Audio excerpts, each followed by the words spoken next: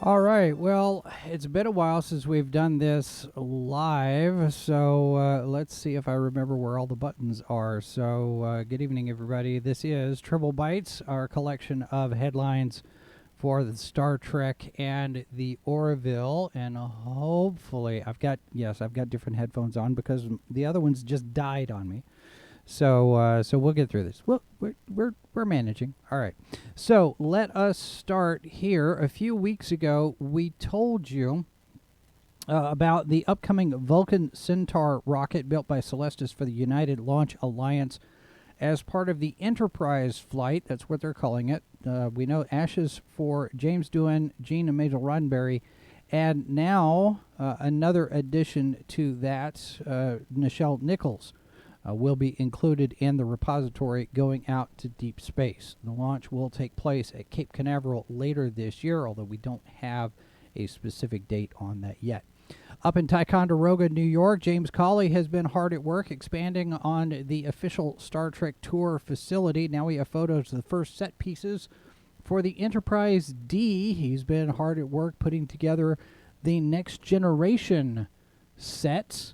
And we now have the holodeck arch, along with various stations from the bridge of the Enterprise D, and the graphics there from various different episodes of the series, and the LCARS interface panels designed by none other than Michael Okuda himself. And we've got also, we scroll down here, the con and ops stations also out on display, and it looks like they've got seats, the chairs from later seasons, not the slingbacks from the first season. The reveal happened during the Trekconderoga event, where Gates McFadden, Brent Spiner, and John Delancey all put in appearances, so we have that. Now, we've also got this announcement from the Roddenberry estate and the cloud graphics company Otoy Incorporated. It's an update on the work they've been doing for the Roddenberry Archive. They're giving us a first look at the interactive life-size recreations of the Enterprise. This is a 1-to-1 scale virtual tour where you can interact in the sets, in the ship. I'm not exactly sure how this is going to work, but this is something that we've been looking at here for a while. The first fully immersive, interactive 360-degree experience. It was unveiled at Bally's with a showcase based on the Cage, where you can wander through the bridge from the first pilot of the show. Now, back in May, they released a video on this particular experience. There's a new video giving us a glimpse of what they're calling the memory wall. We've got links to those videos in our notes for you to check out and look, because there are quite a few photographs and videos that are available. But basically, this display is going to include all of the history of Star Trek and various different interactive activities that you can participate in. Someone there recreating a yeoman cult, so it's going to be an interesting thing to see and experience. Jeff Russo's score for Discovery Season 4 is now available from Lakeshore Records as of this past Friday.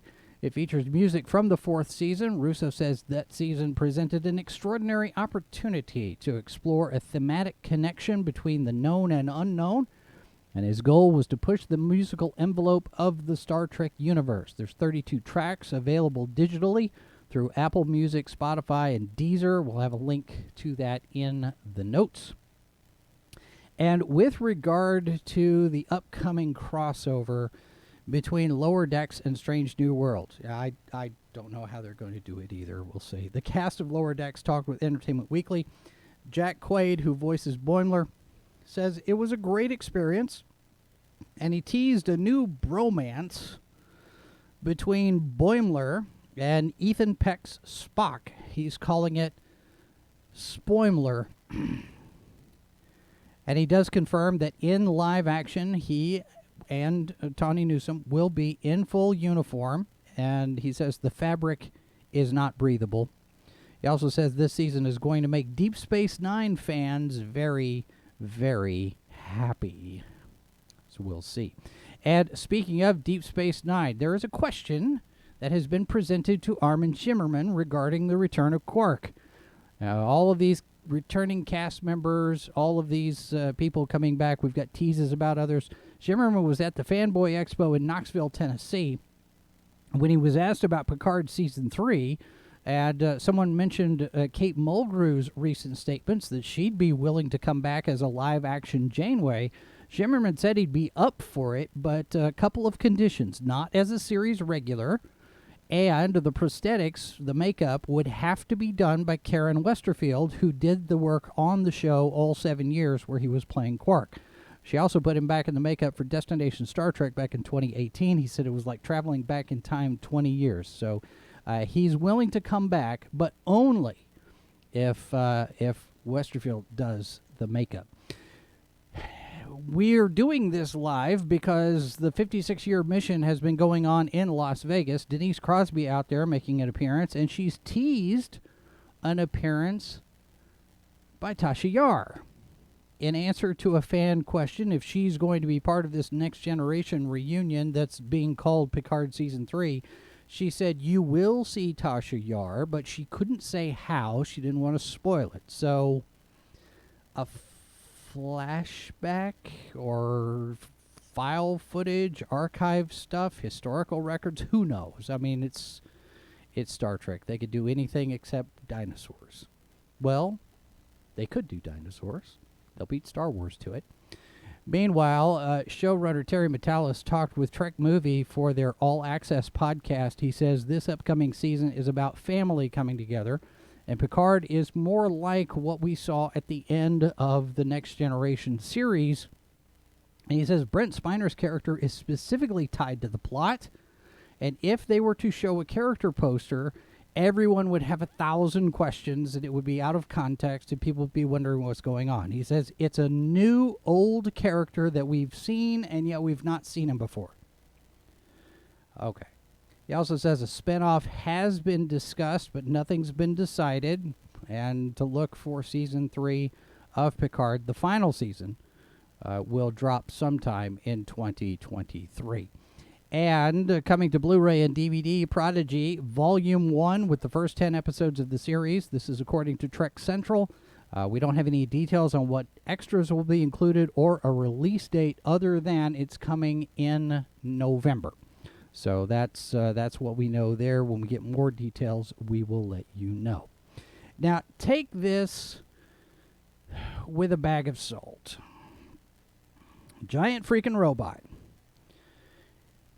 I know, it's Giant freaking robot. They're reporting that there's a Kelvin timeline TV show in development for Paramount Plus. That's according to their trusted and proven source. Now, Alex Kurtzman did confirm at Las Vegas that there are 2 more shows in development. Well, not in Las Vegas, in San Diego, rather. But we don't have details on those, and more than likely, at least one of them is probably the Section 31 show that is probably going to come out about the same time we get Winds of Winter from George R.R. Martin. We don't know anything about the other show.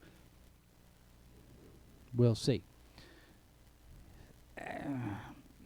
Meanwhile, the Kelvin Trek movie, number 4, has lost its director, Matt Shankman, who got the gig after WandaVision, now jumping back to the Marvel Cinematic Universe, reportedly in talks to take the director's chair for the Fantastic Four movie, which was recently vacated by John Watts. Paramount put out a statement saying they regret the timing didn't work out for him to direct Trek 4, K-Trek 4, we'll call it. But they're grateful for his many contributions and are excited about the creative vision and looking forward to bring it to the audiences around the world, which implies the project is still moving forward, although it's not likely to make that December 22nd, 2023 release date now. The fact that Shankman is moving from one very long in development project to a newer project might indicate that this Trek project is not as far along as anyone might want. I don't think it doesn't sound like it's ready to go in front of the cameras, and they're not going to make that December 2023 date. So no, how many directors have they lost? This could, yeah, you could be right. I think this could be 3. We'll see. I don't know. We'll see. Anyway, and for those who are concerned about season 3 of Picard, Robert Meyer Burnett has admitted he's seen all 10 episodes now. Not sure exactly how or why he would be able to have access to that, but he's been one of the most vocal critics of Kurtzman Trek, and he is singing the praises of Picard season 3. So take that for what it's worth. Does that make a difference? Who knows? No idea. All right, so last week we told you about some comm badges making their way to fan sets. Now we've got these Starship displays that dropped on the floor over at Las Vegas. We've got photos courtesy of TrekCore. No details on when these will be available for order, but we've got both the Defiant and the USS Voyager here as, I guess these are metallic Starship displays, so there is that as well. And also making their way to Las Vegas, we've got these. Let me turn that off. I remember where the buttons are. 4 new bottles for Star Trek wines. Now, we saw the Romulan Ale bottle at Mission Chicago. Now, added to that, we've got 2 different editions for the Ryzian wine based on 2 designs we've seen in the shows. One in Enterprise and one in Picard. For the version seen in Picard, the blue one, they were able to scan a set-used prop, and these are each going to be $110. Then we've got, let me get to it here. Then we've got this bottle of Chateau Picard from 2401. This is the bottle seen in the episode The Stargazer, with a metal label on the front, a removable wax dip on the top, so that wax bit on the top can come off. And it's designed from a laser-scanned measurements of the set-used bottle. This is up for pre-order now for $70 a piece. And then this Chateau Picard bottle that was seen in the background on Strange New Worlds, right now it's only available in the 3-pack. So if you order a 3-pack bottle of Chateau Picard, this is included in that. Now, all of these are expected to deliver and be available in December. And finally, we didn't get a whole lot of news out of Las Vegas. There was a lot of reminiscing. There was a lot of, hey, here we go. This is how we made this, and we talked about these characters and all of this, but not a whole lot in terms of news announcements. So we'll see.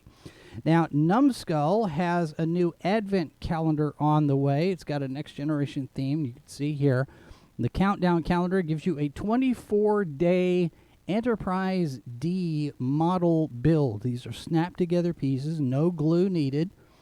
It includes a display stand. It's available for pre-order now through the retailer Just a Geek. You basically are putting the ship together one piece per day until you get to the full ship on display on December 24th, I guess, or Christmas. These are snapped together. It's available for pre-order. The retailer site Just a Geek, $90 in the U.S., £80 in the U.K., and €90 throughout Europe. So there is that. Now, we decided to do this live because we were expecting some announcements to come out of Star Trek Las Vegas, and that doesn't look like it was going to happen very much. So we still did it live. So anyway, let me take a look here in the chat, what everybody is talking about. Robert says, why do studios announce directors before filming starts? What's the advantage? Just end up canning half the directors publicly. Well, that's a good question, because usually they have a script and a director. They'll usually announce a director and a writer at about the same time. And generally, depending on the director, if they have the right one, that adds to the marketability going into pre-production. And this doesn't sound like they fired Shankman. It sounds like Shankman jumped ship off of the Star Trek IV production and onto the Fantastic Four. So there could be a number of different factors involved in this. Shankman's already got a relationship with the Marvel Studios people, and it's possible that Trek 4 is not developing as quickly as it needs to. So Shankman decided, okay, this is not going to go anywhere. I'm gonna jump. So we don't know exactly all of the story, and I imagine it may never come out totally what's going on behind the scenes, but the impression you get is that Star Trek is still not quite all put together, right? I don't know. Kind of like us sometimes. But at least I know where the buttons are here. And now we're at the end of the show, and I've pushed all the right buttons, and we're going to get out of here. I don't know. So we'll see. There's all of our socials. You can connect with us various different places. Dave says, how much Romulan ale could a Tribble drink if a Tribble could drink Romulan ale? Oh, you'd get a lot of drunk little Tribbles, right? So we'll see. Dave, also the question of if Gilroy directed any episodes, we actually answered that. He did talk about that. It's on our most recent Salacious Crumbs, so you could go check that out. And we have the answer, but I'm not going to tell you here. You got to go watch the other show. All right, that's it. That's all we've got tonight. Thanks very much for being here live. Feel free to share, and we will be back to do this all again next week. Maybe, hopefully, someday we'll get some news about the Orville. I don't know. Bye. Copyright 2022 by Flaming Dog Media, LLC. All rights reserved. No portion of this program may be retransmitted without the express written consent of Flaming Dog Media. You're watching Sci-Fi for Me TV, delivering the multiverse since 2009.